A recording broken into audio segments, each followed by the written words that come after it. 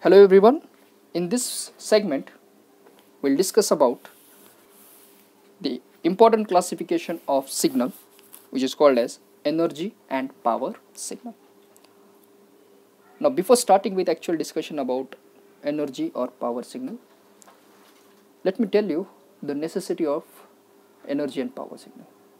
So guys, here it is a simple electric circuit which consists of input signal, some current flowing through this I of t and having some resistor R. So whenever these quantities are there, it becomes essential to have either their energy and their power also. And energy and power, they have very close relation, which we can define as power of any signal is nothing but energy consumed per unit time. So based on that, let us define the first term, which is energy signal. Now how can you define energy signal? A signal with finite energy and zero power. So any signal which possesses this property is called as energy signal. Mathematically, we can denote this as energy is finite, so its magnitude will be greater than 0, less than infinity, and it has a zero power, so the power is going to be 0. Counterpart, how can you define a power signal? A signal with finite power and infinite energy is known as power signal. Here we can define power is finite, whereas energy should be infinite. Now remember, energy cannot be 0. It should always be greater than 0 for all the terms which are in living terms. So based on that, we can define either energy and power signal. Now we are having two different types of signals, either continuous or discrete time signals. So here we'll try to derive an expression for energy and power of continuous and discrete time signal. For that case, let us suppose we have an electric circuit which is denoted like this. We have an input signal x of t, some current and resistance R. Now to derive an energy of the signal, first we'll try to determine the total current flowing through the circuit, which is I of t is equals to, here input signal is x of t divided by R. Here I am putting it as expression number 1. Now this x of t is nothing but input signal and it is measured in terms of voltage. As you know that V is equal to I into R. According to Ohm's law, I can write current is equals to V upon R. That I have written in terms of x of t upon R. This is the first equation. Now when I go for defining energy of a signal, that to be for continuous time signal x of t, we will have an expression energy of continuous time signal can be represented in terms of the limit which tends to infinity and integration of the given signal x of t, probably its power p of t into dt over a limit minus t2 plus t. Remember, I already told you there is a quite close relationship between energy and power of the signal. So if you want to find the energy of any signal, it should be for continuous time signal. It is an integral of power. Here I am considering this as equation number 2. Now if you want to simplify this expression further, we should know the value of p of t. We know that p of t is nothing but our instantaneous power. Now here I am writing this term as instantaneous because the signal is x of t, current is I of t. That means both these values are continuously changing with respect to time. Hence it is written as instantaneous power. Now we know power is equals to product of voltage and current. So in case of this, I can write this as p of t is a product of v of t into I of t, which I can write x of t into I of t. We are only considering its magnitude as x of t. Now we are having already the expression for I of t. So this equation becomes p of t is equals to x of t into x of t upon R. So we'll get instantaneous power as x square of t divided by R. Now once you got an expression for P of t, we'll put this value in equation number 2, so that we will have the expression for energy of signal as limit t tends to infinity. This is minus 2 plus t. P of t I can write as x square of t divided by r into dt.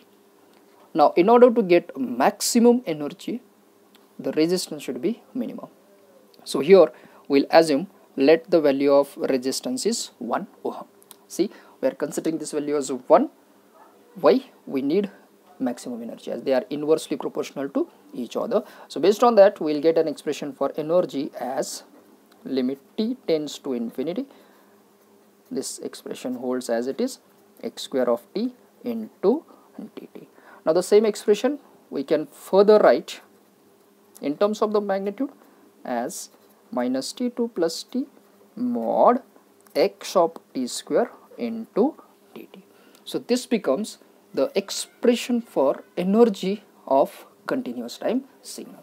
Once you got the expression for energy of continuous time signal, we can define energy of discrete time signal also. Here I am writing that expression as energy is equal to, here it is limit. Now if it is capital T, now in case of discrete time signal it becomes capital N tends to infinity, that indicates number of sample.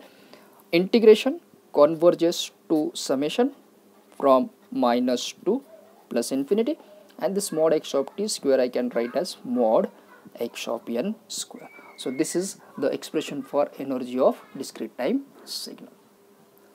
Now we'll define the expression for power of the given signal. So in order to define power of continuous or maybe for discrete time signal, we have that relationship with us, power of, or generally we can write power is equals to energy per unit time. This is that expression. Now based on that, we have expression for energy of signal for continuous time signal. So I am writing power is equal to energy, we have limit t tends to infinity, this expression as it is. This is mod x of t square into dt. Now what about time period? Now if you consider a continuous time signal, here it is ranging from minus infinity to plus infinity. That means total duration we can consider from minus t to 0 and from 0 to plus t. So if I want to know what is the total power, I have to add all these terms. So here the duration is t seconds, here also the duration is t second. Don't consider this minus sign, we are just finding the magnitude. So the total duration for a continuous time signal will be 2t. Hence this expression becomes 1 by 2t limit t tends to infinity mod x of t square into dt. Similarly, if you want to know the power of discrete time signal, I can write power is equal to, again the ratio of energy and time. We have the energy expression which is limit n tends to infinity over the limit minus 2 plus infinity, this is mod x of n square. Now the similar term for discrete time signal, here the signal is going to be discrete. Now the definition of discrete time signal is what? A signal which is not defined at every instant of time. That means if I assume the lower limit as minus n, it should start from minus n and let us suppose it is ending at minus 1. Now the next signal duration will start from 0 and it will end at plus n. This is an important term. See, this is a sketch of discrete time signal ranging from minus n to minus 1, then it starts from 0 to n. Whereas in case of continuous time signal, it was initiated from minus t to 0 all negative values and from 0 to plus t all positive values. So if I consider this entire duration, this duration is going to be n plus 1 and this duration is going to be n. So the total duration if I add n plus n will be 2n plus 1. Hence the total number of samples are going to be 1 upon 2n plus 1 into this particular term. So this is the expression for power of discrete time signal, power of continuous time signal, and this is that expression for energy of continuous and discrete time signal. Now in next video we will see the examples on how to check whether the given signals are energy or power signals. Thank you.